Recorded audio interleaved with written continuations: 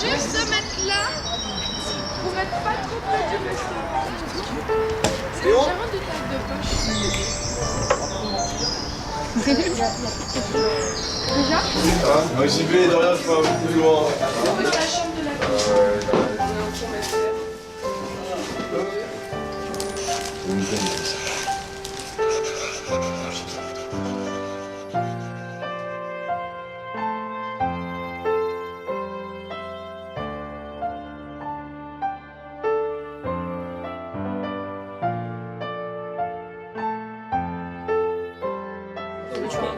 Ah, si c'était vraiment Et c'est lui qui peut le faire en photo ou...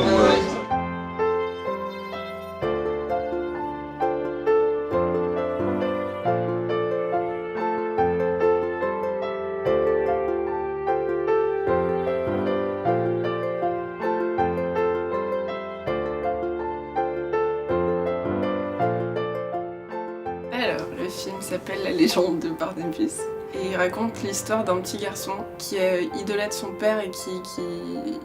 Son père lui raconte qu'il est agent secret, qu'il a toujours vécu comme ça, qu'il y a eu plein d'histoires avec ça. Tous les soirs, il lui raconte ses histoires d'agent secret, ses aventures qu'il a soi-disant vécues. Et en fait, ce petit garçon va se mettre en tête que un soir, quand il lui parle de Barnabas, un grand méchant qui fait peur à tous les espions, le petit garçon, qui s'appelle Jules, va se mettre en tête que ce Barnabas existe, il va penser le voir à la télé, il va y avoir plein de choses en fonction de ça. Et en fait, au final, le père, le seul truc qu'il dit pas à son fils, c'est qu'il est malade, malheureusement, et le fils va peut-être le découvrir, ou pas.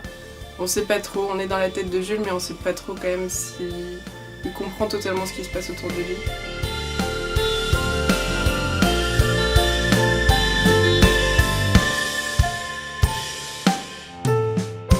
Merci, la mère. C'est ça, complètement l'idée avec 14, 15 et 16. Allez, viens. Juste après l'écriture du scénario, j'ai fait le découpage et ce découpage ça consiste à mettre en place la mise en scène du film et à choisir comment on va filmer ce film, avec quels moyens techniques, s'il y a des mouvements de caméra, si on est dans les yeux du personnage, si on le regarde, comment on va filmer un dialogue, si on montre l'enfant, si on montre le père. Quelle valeur de plan on va utiliser, de quel axe on va tourner la chose, quelle émotion ça peut apporter, la façon si on va faire un travelling ou si on va faire un plan fixe. Voilà, c'est ça le découpage, c'est découper les actions en cadre et en mouvement. La caméra elle passe Dans le drap. dans le drap, tu vois. Et C'est faisable ça. bien sûr, c'est faisable dans ma tête. On continue sa course ou alors on est déjà dans la chambre. Ça, j'arrive pas à savoir. Travelling avant, on voit Jules qui court jusqu'à la porte, on s'arrête au niveau de la porte, Jules qui ouvre la porte. Dans le découpage, justement, on a eu une idée de pas montrer le père au début du film. Enfin, il soit présent, mais dans l'inconscient au début, quoi, et après, à la fin, on le retrouve et on se dit ah ouais, c'était là, Ouais. quoi. Genre, ah ouais, il était posé sur la table de chevet du père depuis le début et il était en train de l'écrire à ce moment-là, tu vois. C'est vrai que ça va être compliqué de trouver des plans où on voit pas Paul que juste en amorce. Ah, mais de toute façon, je pense que la morse, tu vois. faut l'utiliser, mais Pas tout le temps, quoi. vraiment pas trop. Ah ouais, trop, non, trop, c'est trop. ça. La transition, c'est On le voit à partir de la séquence 5, et en fait c'est le moment où ça bascule et c'est le moment où Jules peut comprendre que son père est malade parce qu'il va y avoir dans la chambre du père plein d'éléments qui font que l'ambiance n'est pas du tout la même que dans sa chambre à lui, qu'on voit dès le début du film. Et du coup ouais, on le voit à partir du milieu du film parce que ça nous permettait aussi de s'attacher au père, et si on le montre pas du tout, c'est un peu dangereux parce qu'on peut le montrer juste à travers les yeux d'un enfant, mais on peut pas... Enfin, j'avais quand même envie qu'on s'attache au père et qu'on le voit aussi. Alors j'ai joué le rôle de Paul, le père de Jules, le papa malade, d'une maladie qui n'est pas précisée dans l'histoire. Il suffit d'appuyer sur le bouton sur le côté là, et avec ça tous les agents secrets peuvent communiquer ensemble. Elle parle aussi. Il se raconte ce qui lui arrive et ce qui arrive à son père à travers les histoires que lui raconte son père. Voilà, et comment peut-être, en tout cas c'est ça que j'ai l'impression qu'il peut se raconter à la fin du film, comment il passe à travers cette épreuve en s'aidant des histoires que lui a racontées son père. Parfait. Jules, c'est un petit de 6 ans. C'est le fils du papa. Agent secret, ton père, mais qu'est-ce que tu racontes, Jules? Après, il y a Nicole qui joue la grand-mère. Nicole, elle a une expérience de dingue. Elle allait avoir tellement de la bonne humeur aussi. Enfin, les 3 acteurs principaux, ils sont juste tout le temps souriants et c'est juste génial d'avoir des personnes comme ça qui ont de l'expérience, à part Stanley qui avait rien fait à part du théâtre. Mais d'avoir de l'expérience comme ça et de pouvoir, d'être autant motivé sur un court-métrage étudiant, c'est juste génial, quoi. Parfait. Et tu regardes tant là, quoi. Ça peut...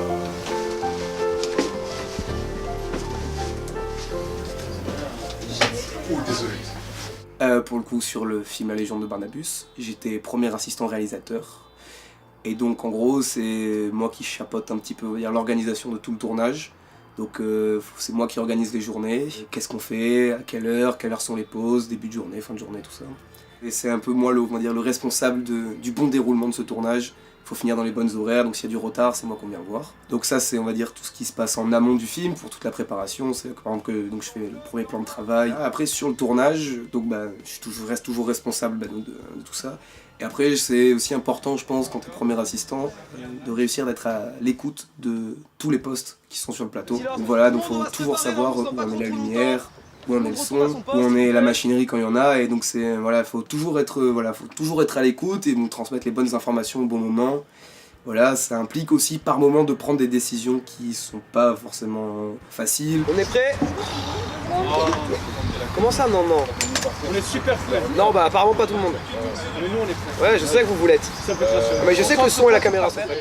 Ce qui a été vraiment compliqué, c'est qu'il y a une journée, on a eu un changement de décor pour le coup. Et donc là, c'est vrai que le matin, on avait quand même pas mal de choses à faire. Il fallait quand même qu'on tourne pas mal de choses le matin. Et l'après-midi, il fallait tout ranger, partir sur le nouveau décor, tout remettre en place et continuer à tourner. Et donc là, il faut essayer, mais même si c'est pas toujours facile, de faire en sorte que les gens se pressent. On a entre 45 et 50 minutes pour manger et tout charger. Voilà, vous savez.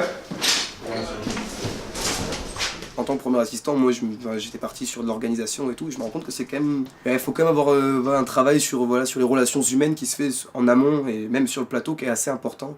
Voilà, on a la chance de se connaître déjà avant le tournage, donc forcément ça facilite les choses. Voilà, en tant que premier assistant, vu que tu es toujours en train de discuter avec tout le monde, il faut vraiment faire un travail sur comment on va demander les choses, dans quel ordre on va les demander, voilà, quel chef de poste il faut solliciter avant tel autre chef de poste.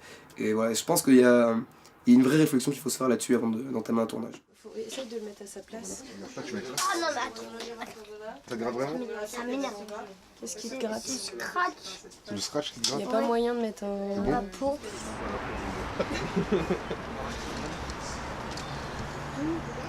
Perds-moi la poche. Voilà, si, ça fait du bien. C'est serré et on a pour les gamins, moi je parlais de joie. Regarde là. C'est toi qui as ramené les croix de noir, c'est quand tu prends l'eau. Et comment tu mets ça? Du coup, moi sur le film de La légende de Barnabus, j'ai fait chef option.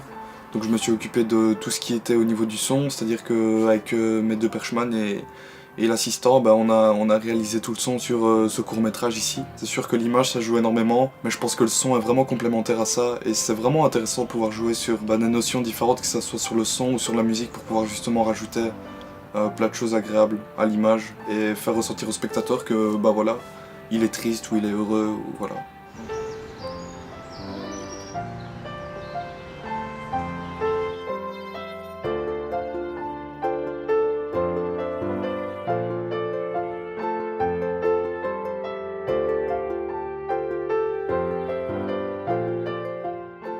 Je pense que je sais pas, je dois avoir une vision totalement différente peut-être de certains, parce que je me suis rendu compte que le fait de tourner dans petit comité, souvent vu que c'était des endroits, la chambre de Stanley c'est une petite pièce, sauf le salon où là il y avait vraiment de l'espace pour tout le monde, mais c'était le premier jour. Mais sinon tout le reste, si on était plutôt en petit comité, il y en avait beaucoup qui étaient hors du plateau, qui pouvaient pas rester.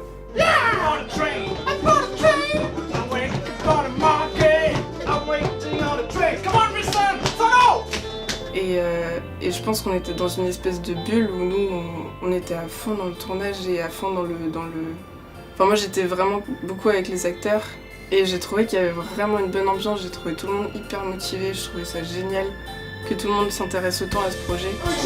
Et donc c'est une fin de journée et une fin de tournoi!